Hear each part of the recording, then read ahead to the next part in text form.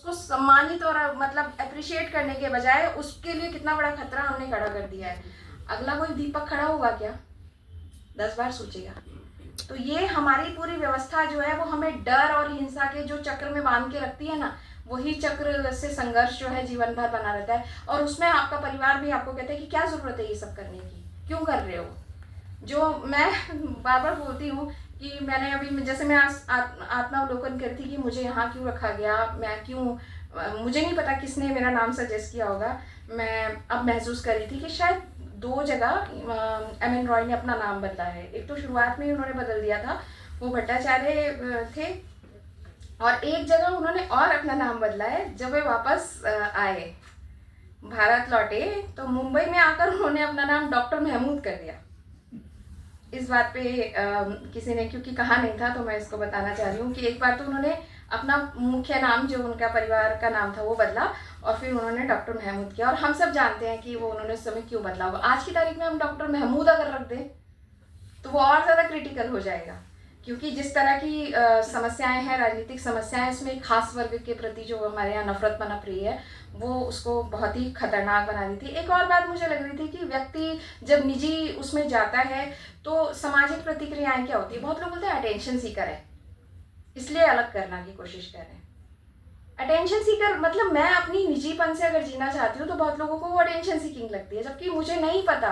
मेरे को लगता है कि मैं उसमें कंफर्ट पाती हूँ, इसलिए मैं ऐसा कर पाती हूँ।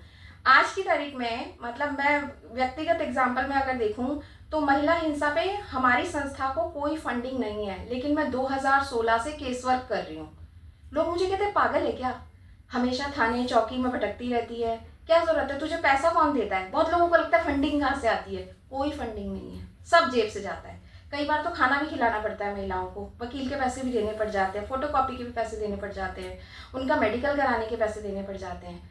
तो मैं इसलिए नहीं कर रही हूँ कि मतलब मुझे कोई मेरा एक एजेंडा है, मुझे कहीं से पैसे मिल रहे हैं। वो स्वफूर्त है, और वही निजी पन जो है वो हम मेरे लिए मोटिवेशन का काम करता है। और हम बहुत सारे लोग यहाँ पे बैठे हुए जिनको मैं जानती हूँ कि जो उसी सेल्फ मोटिवेशन से जी रहे हैं और उसी की आलोचना भी झेलते हैं। तो ये समस्याएं जो हैं वो चलती रहेंगी।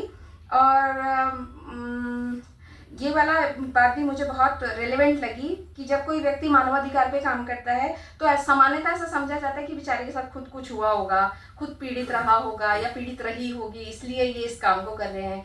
जबकि हम ये मानते हैं कि जो प्रिविलेज्ड हैं, जिनके साथ नहीं, उनको ज़्यादा आके आके ये बातें करनी चाहिए। वो नहीं करते हैं क्योंकि वो अपने प्रिविलेज में ही इतने खोए रहते हैं, अपने व्यक्तिगत उसमें इतने खोए रहते हैं कि उन्हें अपने से बियॉन्ड कुछ नज़र नहीं आता।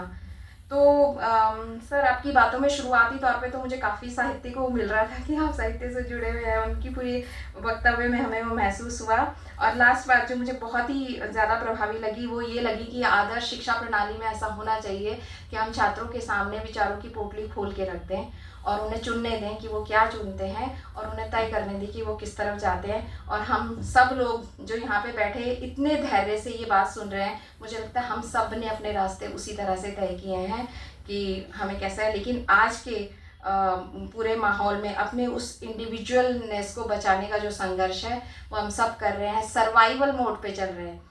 हम सब सर्वाइवल में हैं कि कैसे जीना है, क्योंकि हम उस व्यवस्था का हिस्सा नहीं बने जो कि बहुमत की तरफ जाती थी। और इसीलिए हम लोग कई बार अकेले पड़ जाते हैं, कई बार टूट भी जाते हैं, लेकिन फिर भी वो यात्रा जारी रहती है, जैसे कि एम एन रॉय की यात्रा जारी रही। और मैं आज उनके बारे में मैं ये अपने